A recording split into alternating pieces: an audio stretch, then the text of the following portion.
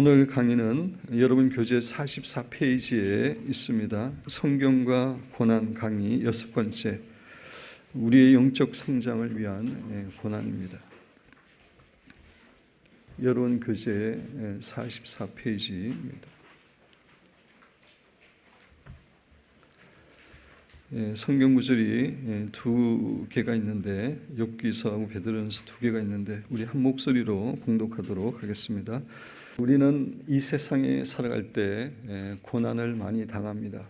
근데 우리가 당하는 고난에는 원인이 있다고 여러분에게 말씀을 드렸습니다. 24페이지 제4가에서 10가지 고난을 여러분에게 원인을 말씀을 드렸습니다.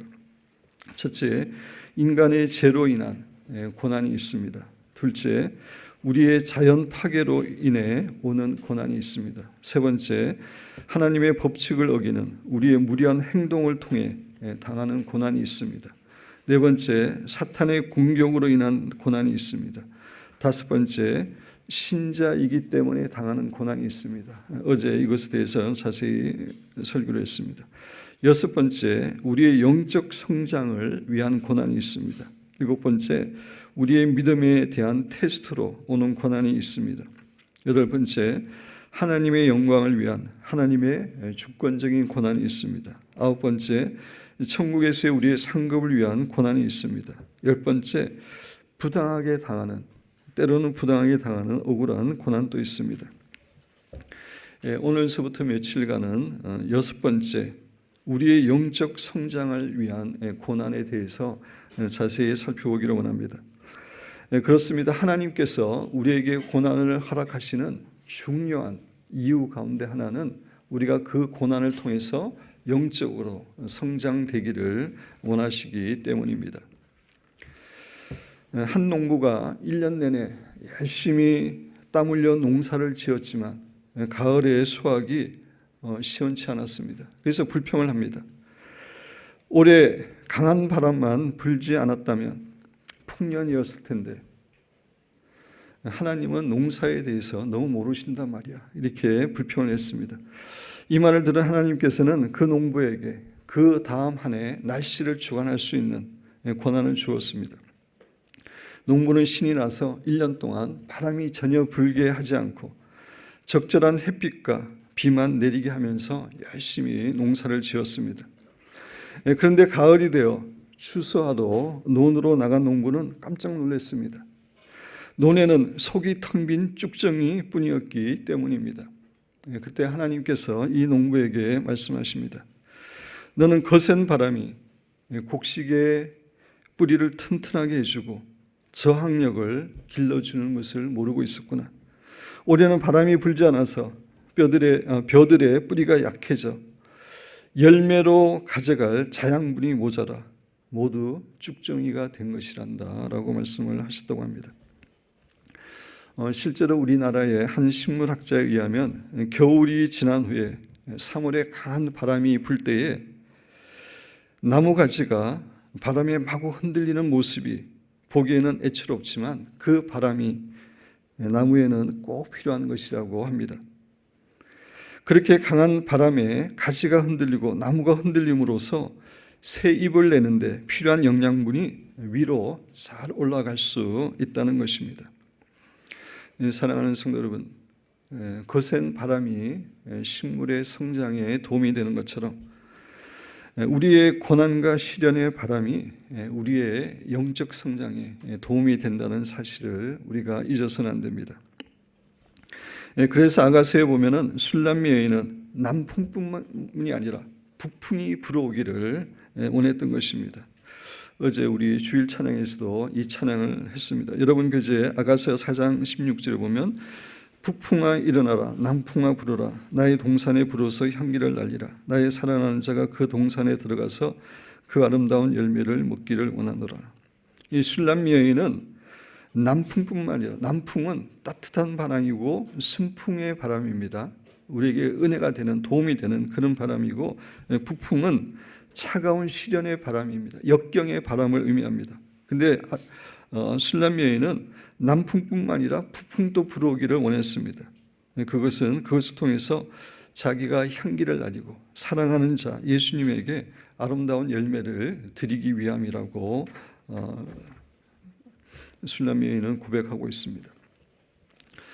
그래서 지금부터는 고난이 우리에게 구체적으로 어떤 면에서 영적 성장을 가져다 주는지에 대해서 살펴보기를 원합니다. 며칠간, 여러 가지인데 며칠간 살펴보기를 원합니다. 첫째, 고난은 우리의 자아를 깨뜨리고 우리로 하여금 자기를 부인하게 하고 겸손하게 만듭니다.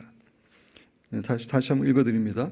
고난은 우리의 자아를 깨뜨리고 우리로 하여금 자기를 부인하게 하고 겸손하게 만듭니다. 하나님은 교만하고 자아가 살아있는 사람을 결코 사용하지 않습니다.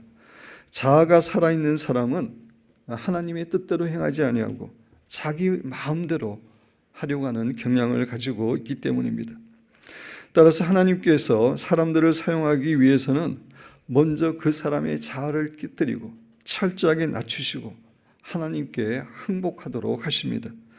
그렇게 하기 위해서 하나님은 고난이라고 하는 도구를 사용하십니다. 여러분, 그제 1번, 고난은 우리의 자아를 깨뜨려 줍니다. 자아라고 하는 것은 자기 중심, 자기 교만, 자기 고집을 말하는데 고난을 통해서 이러한 것들이 깨뜨려지게 되는 것입니다. 맛있는 포도주를 만들기 위해서는 포도알들을 발로 무자비하게 밟는 과정이 반드시 필요합니다. 그렇게 포도알이 으깨어지고 부서지면서 맛있는 포도주가 만들어지는 것입니다. 레위기에 보면 여러 가지 제사가 나오지만 곡물로 드리는 제사가 있는데 소제입니다. 단 한 가지 제사가 있는데 소제입니다. 소제로 하나님께 드려지기 위해서는 곡식들이 가루로 산산이 부서져야 됩니다. 부서질 때만이 그것이 소제로 하나님께 드려질 수 있습니다. 자아가 부서질 때만이 하나님이 기뻐하시는 삶이 될 수 있고 하나님이 사용하시는 그런 삶이 되는 겁니다. 그래서 하나님께서는 고난을 통해서 우리의 자아를 부서뜨리고 우리를 낮추시는 것입니다. 여러분, 그제 신명기 8장 2절에 보면 내 하나님 여호와께서 이 40년 동안에 내게 광야의 길을 걷게 하신 것을 기억하라. 이는 너를 낮추시며 너를 시험하사, 두 가지 목적이 있다는 거죠. 너를 낮추시고 너를 시험하사. 너를 시험하사에 대해서는 어제 여러분에게 자세히 말씀을 드렸습니다. 40년 동안 이스라엘 백성도 하여금 광야 길을 헤매게 하신 이유는 첫 번째로 그들을 낮추기 위함이라고 하나님께서는 말씀하십니다. 작년에 우리가 이스라엘 성지 순례를 하면서 광야를 다 봤습니다. 광야는 인간이 아무것도 할 수 없는 곳입니다. 광야에는 물도 없고 먹을 것도 없고 잠자리도 결코 마땅치 않은 곳입니다. 사람들은 자신이 아무것도 할 수 없는 그런 고난을 당하게 되면 자신의 무능을 깨닫게 되고 낮아지게 되는 것입니다. 하나님께서는 이스라엘 백성들을 광야에서 40년간 방하게 하신 것도 그들을 철저하게 낮추기 위함이었습니다. 자신들이 아무것도 할 수 없는 그 광야에서 자신들의 무능을 깨닫게 하고 그래서 하나님만을 바라보도록 그들을 훈련시키신 것입니다. 모세의 경우도 마찬가지였습니다. 모세는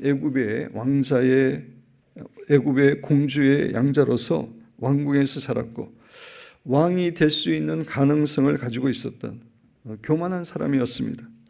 그는 왕자로서 애굽의 수학, 지리학, 철학, 문학 등 고등교육을 받았습니다. 뿐만 아니라 자기의 민족을 사랑하는 마음이 너무나 지나쳐서 살인까지 했던 사람입니다. 하나님께서는 이런 모세를 그냥 사용할 수 없었기 때문에 그를 40년 동안 광야에서 훈련을 받게 하셨습니다. 풀 한 폭이 자라지 않는 광야에서 말도 못하는 양들과 소들을 돌보면서 모세가 배운 것은 철저하게 자신이 아무것도 할 수 없다고 하는 낮아짐과 겸손이었습니다.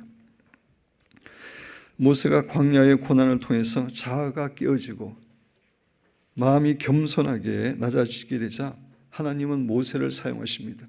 이스라엘 백성들을 애굽의 학대에서 구원해내는 이스라엘의 지도자로 하나님께서는 모세를 사용하실 수 있었습니다. 고난은 우리의 자아가 깨어지게 하고 하나님께 쓰임받게 하는 겁니다. 그래서 C.S. 루이스 여러분 교재에 보면 고난이란 인간이 오랫동안 자기 것이라고 주장해온 의지를 하나님께 되돌려 드리게 한다. 우리의 자아, 우리의 고집, 우리의 의지를 고난을 통해서 하나님께 내어놓게 된다는 것입니다. 두 번째, 고난은 자기를 부인하고 하나님을 의뢰하게 만듭니다. 자기 부인이라는 것은 결코 자기 무시나 자기 정체성을 상실하는 것을 의미하지 않습니다. 자기 부인이라는 것은 분명한 자기 정체성을 인식하는 가운데 자신의 뜻과 의지를 하나님 앞에 내어놓는 것입니다. 예수님께서는 이 땅에 계시는 동안에 자기가 누구인지 분명히 알고 계셨습니다. 자신이 하나님의 아들이고 이 세상의 메시아임을 확실히 알고 계셨습니다. 그러나 예수님은 자기를 부인하셨습니다. 자신은 하나님이지만 하나님과 동등됨으로 취할 것으로 여기지 아니하시고 철저하게 자신의 뜻과 의지를 내어놓고 하나님께 죽기까지 순종하셨습니다. 이것이 하나님께 쓰임받는 사람의 특징입니다. 하나님께서는 자신의 뜻과 의지를 내어놓고 자기를 부인하는 사람들에게 하나님의 능력을 부으시고 사용하시는 것입니다. 여러분 교재 누가복음 9장 23절 또 무리에게 이르시되 아무든지 나를 따라오려거든 자기를 부인하고 날마다 제 십자가를 지고 나를 쫓을 것이니라. 주님을 따르기 위해서는 주님께 쓰임받기 위해서는 자기를 부인해야 된다고 이야기합니다. 근데 고난은 자기를 부인하게 만드는 것입니다. 그래서 하나님께서는 고난을 사용하시는 겁니다. 고린도전서 15장 13절로 되어 있는데 31절입니다. 고린도전서 15장 31절입니다. 형제들아 사도 바울의 고백인데 내가 그리스도 예수 우리 주 안에서 가진 바 너희에게 대한 나의 자랑을 두고 단언하노니 나는 날마다 죽노라. 사도 바울은 사역하는 가운데 많은 고난을 당했습니다. 그 고난을 통해서 계속해서 자기가 죽고 자기 안에 그리스도가 살게 했습니다. 그래서 하나님께서는 사도 바울을 통해서 강력하게 역사하실 수 있었고 그를 통해서 크게 영광받으실 수 있었습니다. 사랑하는 성도 여러분, 우리의 자아가 살아있으면 하나님께서는 결코 우리를 사용할 수 없습니다. 하나님은 고난을 통해서 우리의 자아를 깨뜨리시고 우리로 하여금 자기를 부인하게 하고 낮아지게 한다는 사실을 잊어서는 안 됩니다. 이런 의미에서 고난을 통해서 우리의 자아가 부서지는 것은 큰 축복입니다. 여러분 한번 따라하시기 바랍니다. 고난을 통해 우리의 자아가 부서지는 것은 큰 축복이다. 물론 우리의 자아가 부서지는 경험은 결코 쉽지 않은 경험입니다.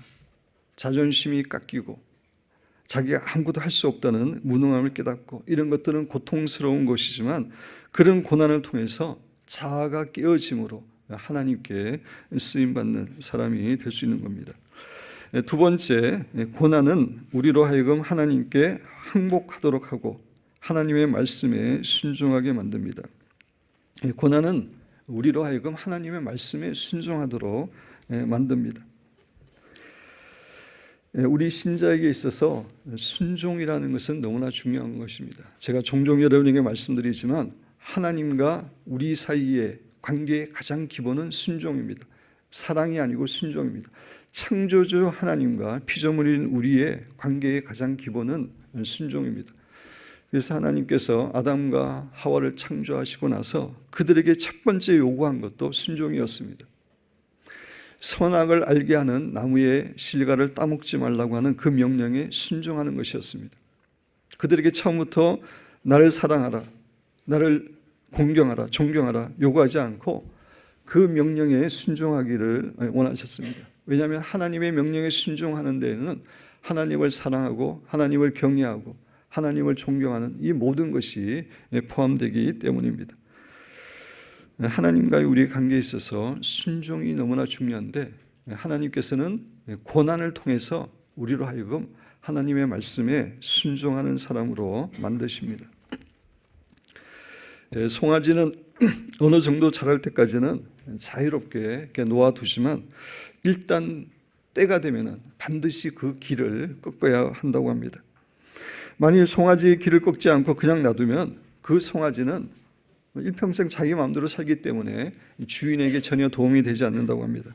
따라서 송아지 주인은 송아지의 코를 뚫고 콧뚜레를 씌우기도 하고 또 몽에를 메어 짐을 끌게 함으로 송아지를 길들인다고 합니다.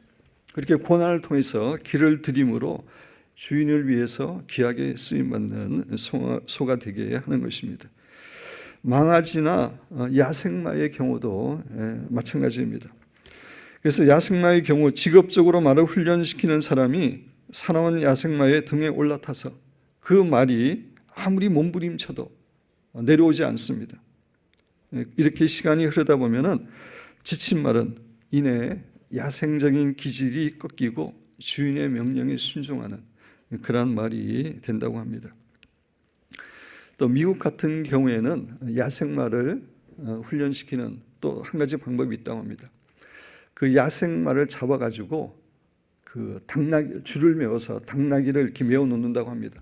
그러면 야생마가 처음에는 자기 마음대로 하고 싶어서 막 이제 달려가는데 그러면 계속해서 당나귀가 따라가죠. 근데 며칠을 그렇게 달려도 계속해서 당나귀가 이렇게 줄에 매서 달려오기 때문에 나중에는 지쳐서 나중에는 그 당나귀에게 순종한다고 합니다. 그래서 당나귀가 끄는 대로 가고 그래서 당나귀가 그 야생마를 이제 집으로 데리고 오게 되면은 그때서부터는 이제 주인에게 순종하는 야생말이 된다고 합니다. 하나님께서는 고난을 통해서 우리로 하여금 하나님께 항복하게 하고 하나님의 말씀에 순종하는 사람으로 키우는 것입니다. 우리 인간은 송아지나 망아지처럼 고집이 강하고 자아가 팔팔하게 살아있어서 그냥은 하나님의 말씀에 잘 순종하지 않으려고 하는 경향이 있습니다. 그래서 하나님께서는 고난을 통해서 우리의 자아를 깨뜨리고 우리로 하여금 하나님께 순종하는 사람으로 만드시는 겁니다. 여러분 교재에 보면 너는 사람이 그 아들을 징계한 같이 내 하나님 여호와께서 너를 징계하시는 줄 마음에 생각하고 사람이 아들을 사랑하기 때문에 징계합니다. 훈계시킵니다. 마찬가지로 하나님 여호와께서 우리를 사랑하기 때문에 우리를 쓰시기 위해서 징계하시는 것입니다. 고난을 통해서 징계하시는 줄 마음에 생각하고 내 하나님 여호와의 명령을 지켜 그 도를 행하며 그를 경외할지어다. 그래서 징계할 때에 하나님의 말씀에 순종하라고 우리에게 공고하고 있는 것입니다. 오늘 여기까지 여러분에게 말씀을 드리려고 하는데 다시 한번 그 두 가지를 보면은 고난은 우리의 자아를 깨뜨리고 우리로 하여금 자기를 부인하게 하고 겸손하게 만듭니다. 큰 두 번째로 고난은 우리로 하여금 하나님께 항복하도록 하고 하나님의 말씀에 순종하게 만듭니다. 고난을 통해서 우리가 영적으로 여러 가지로 성장하지만 가장 중요한 것은 우리의 자아를 깨뜨리고 우리를 낮아지게 하고 철저하게 하나님께 순종하는 사람으로 만들기 위함입니다.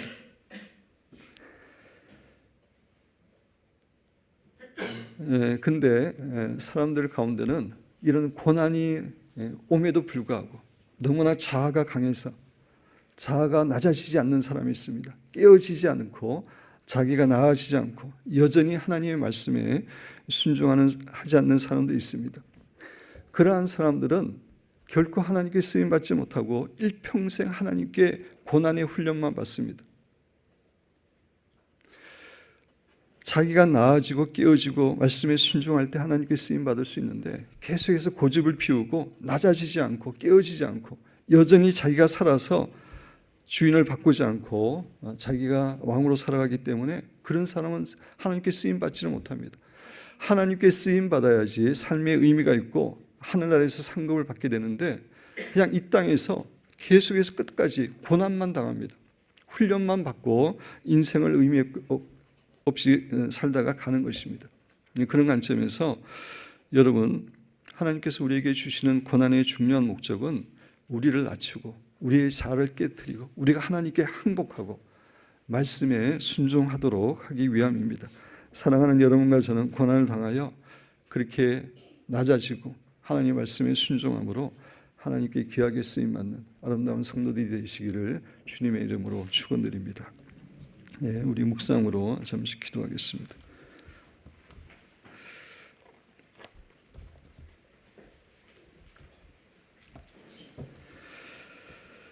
예, 오늘 주신 말씀을 가지고 특별히 그 말씀 가운데 하나님께서 우리 개인에게 주시는 말씀을 듣기를 원합니다. 우리는 지금까지 인생을 살아오면서 많은 고난이 있었습니다.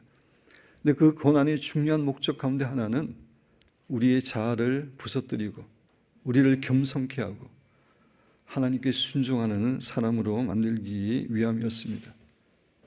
우리가 많은 고난을 당했지만 여전히 우리의 자아가 살아있고 우리가 자기를 부인하지 않고 하나님의 말씀에 순종하고 있지 않다면 우리는 그 고난의 의미를 제대로 깨닫지 못한 겁니다. 우리가 그런 상태에 있으면 계속해서 고난의 훈련을 받을 수가 없습니다. 하나님 우리를 사용하시기 원하기 때문입니다. 예, 오늘 하나님께서 주신 말씀을 가운데 특별히 나에게 주신 말씀이 무엇인지 잠시 묵상으로 기도하도록 하겠습니다.